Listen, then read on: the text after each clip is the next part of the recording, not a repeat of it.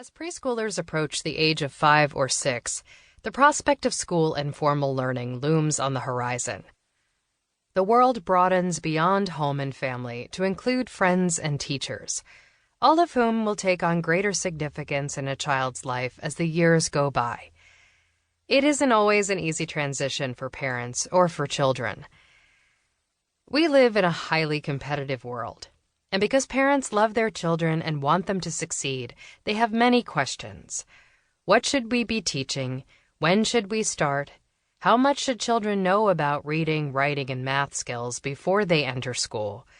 How important are social and emotional skills? What happens in growing brains that enables them to absorb and use knowledge and skills? How do children learn anyway? Research has confirmed that the academic learning so important to many parents and teachers is built on a foundation of social and emotional skills, things that are not learned from educational apps or flashcards. Play, including lots of unstructured free play, is more important than academic learning for preschoolers and kindergartners. In fact, numerous research studies have shown that teaching academics can even be harmful for this age group. Academic learning and success on the endless tests a child will encounter in school happens best when children possess the ability to understand and manage their emotions, calm themselves down when they are frustrated or angry, and work well with peers and other adults. Much of this essential learning happens when parents least expect it, when a child is playing. The early years of a child's life are critically important in the formation of social and emotional skills, thinking and reasoning skills, and in the actual wiring of the brain itself. The way parents and caregivers interact with children during their preschool years is crucial to brain development and learning. In fact, the brain continues to develop throughout childhood and adolescence. The prefrontal cortex of the brain, which is responsible for emotional regulation, impulse control, and more adult forms of reasoning, does not develop fully until approximately the age of 25. How the brain grows. Stimulation from the outside world, as experienced through a child's senses, hearing, seeing, tasting, smelling, and touching, enables the brain to create or change connections and primes it to learn. While the brain is flexible and is able to adapt to change or injury, there are windows early in a child's life during which important learning, like vision and language development, takes place.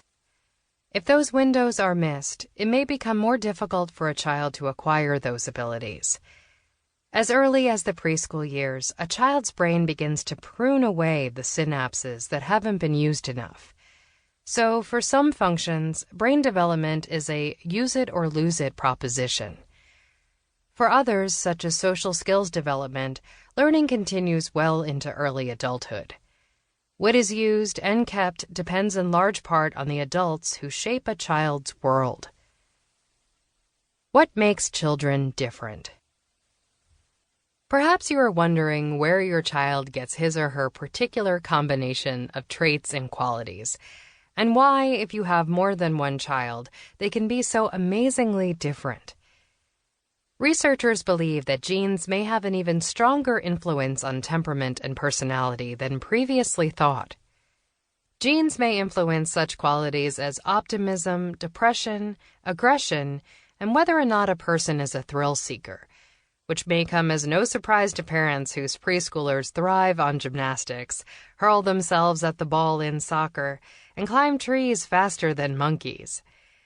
If genes are so powerful, does it really matter how you parent your child? The answer is that it matters a great deal.